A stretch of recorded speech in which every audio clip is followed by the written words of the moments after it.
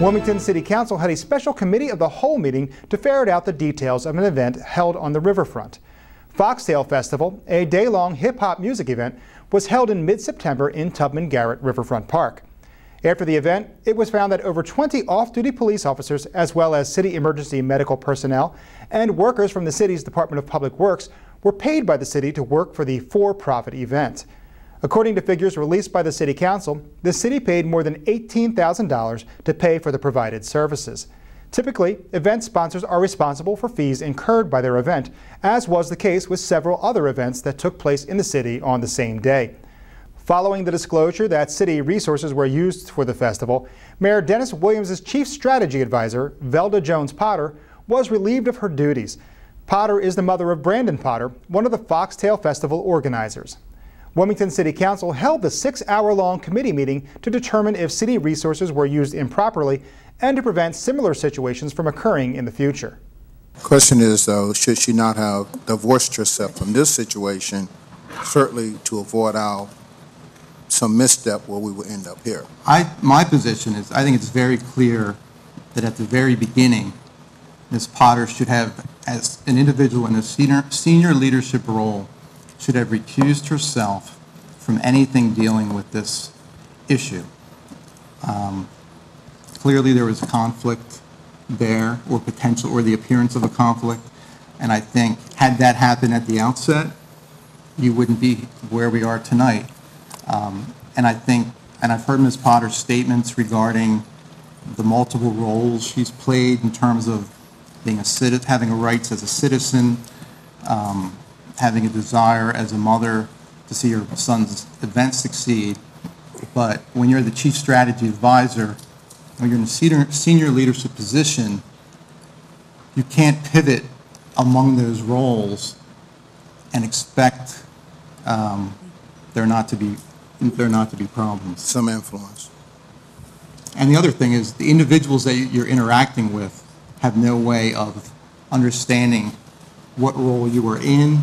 And even if you may not be intentionally trying to influence, the people who are sitting back dealing with you will feel an influence regarding your involvement and your desire to see certain things happen. So therefore, I frankly have found some of the statements stunning with regard to some of the justifications in the process. Thank you.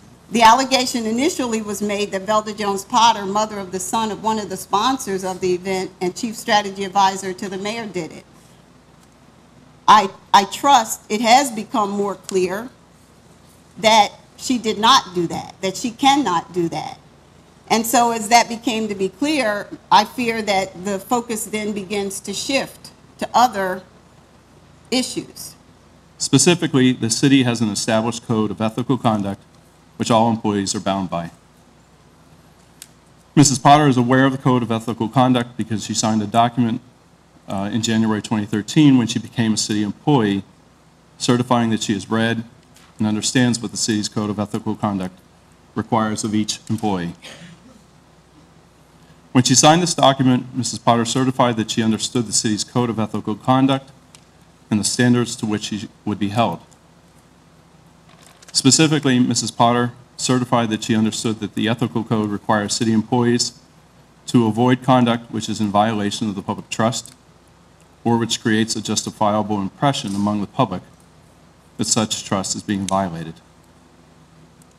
The code of conduct further states that no appointed city officer or city employee shall utilize the influence of her office or position for personal pecuniary gain or to unduly influence the behavior of others or to avoid the legal consequences of her personal conduct.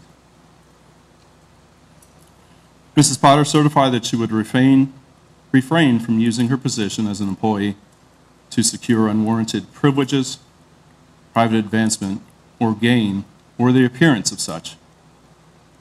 In addition, Mrs. Potter certified that she understands that the Code of Ethical Conduct places restrictions on representing another's interest before the city.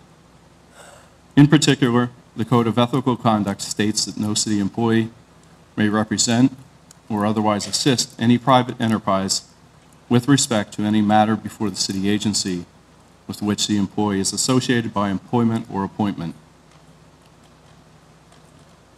The Code of Ethical Conduct goes on to make it even more clear that no city employee may represent or otherwise assist any private enterprise with respect to any matter before the city. As we hear the testimony of the witnesses tonight, we must keep in mind the Code of Ethical Conduct that Mrs. Potter agreed to uphold and live by at all times. Thank you. Thank you. As with all WITN programming, the entire Committee of the Whole meeting can be found online at WITN22.org. Click the Watch Online tab, followed by the Committees and Commissions tab to view the meeting.